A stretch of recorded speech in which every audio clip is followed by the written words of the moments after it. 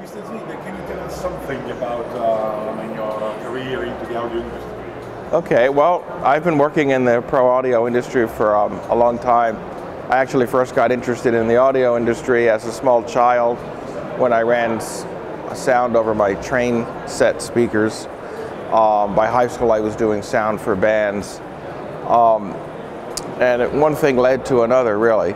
I worked, moving forward, I worked as a consultant at the Joyner Rose Group in Texas, which was probably the top one in America at the time.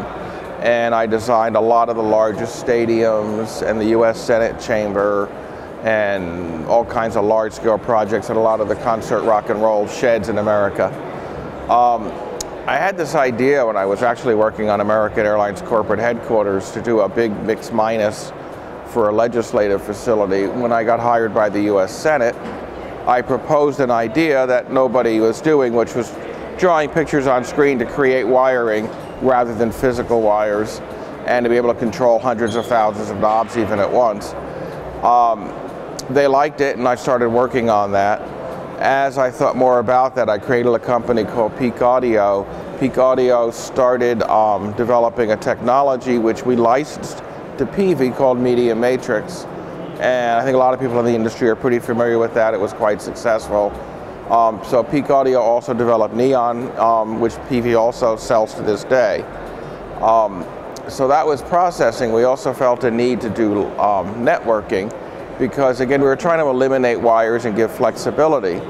So what we did was we created CobraNet, and CobraNet has since become pretty much a worldwide standard. I think over 50 companies use it for their audio networking.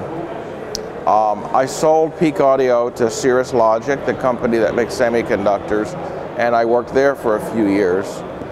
After that, I felt there was a need for going beyond what was currently available. In addition to owning a consulting company called K2 Audio, I also began working with QSC, and at QSC we've developed a product called Q-Sys, and I'm part of that team in Boulder, Colorado. The same engineers I've worked with for many, many years now. We're all part of QSC, and we're real excited about having introduced that this year. And here I am in Italy today talking to you.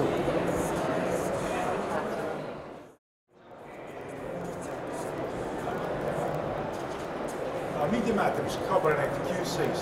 So this is the history of the segment. What's the basic idea, the bottom line behind those products? What's the evolution? Yeah, well, products that I've worked on, as you just said, the first product I was really involved with was Media Matrix. And there the idea was, rather than having all these racks full of equipment, why not replace it with drawing pictures on screen and letting the computer do a lot of the hard work while you can do simple programming and adjusting of systems. So that was about DSP. Actually, when I had the idea for that, there was also the idea for networked loudspeakers, and we obtained a patent on that many years ago. It's almost over, in fact. But first we focused in on DSP, and the idea again was to simplify things, give you a lot more power. CobraNet came out of this need for distributing audio over a network and getting to lots of places, and frankly that came out of some of the major theme parks that really wanted that technology. And we wanted a way where you could address loudspeakers. And at the point nobody was doing anything like that. Everyone told me I was crazy, but working with the engineers in Boulder, especially Kevin Gross, we actually developed audio over Ethernet, and I went out to license that to the world, and over time it became the worldwide standard, and it's been used a lot. However, technology does keep marching forward. So with Q-Sys, we've really changed things quite a bit in terms of making things more reliable, because I think all this complexity we created maybe made things less reliable. And now we're really focused on full redundancy. If anything fails, it automatically switches over. So there's an evolution in the industry. For a while there, the industry said centralized processing, that's not so good, because, well, if you have a centralized processor, it fails, you lose everything, and that's true.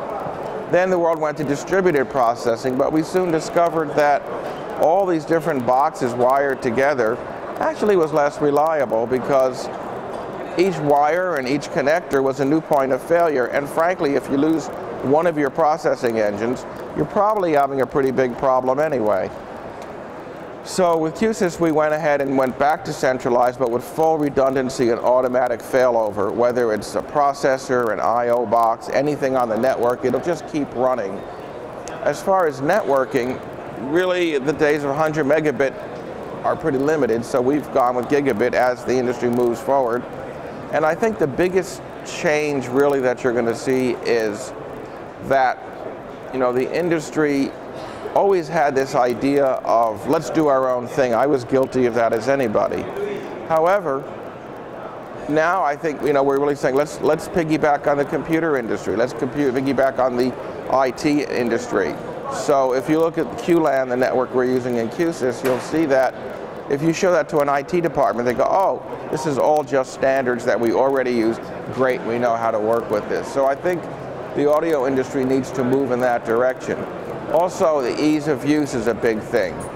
DSP became, and any of the brands really, including the ones I worked on, I think, you'll see that there's lots of menus and places to dig around and such.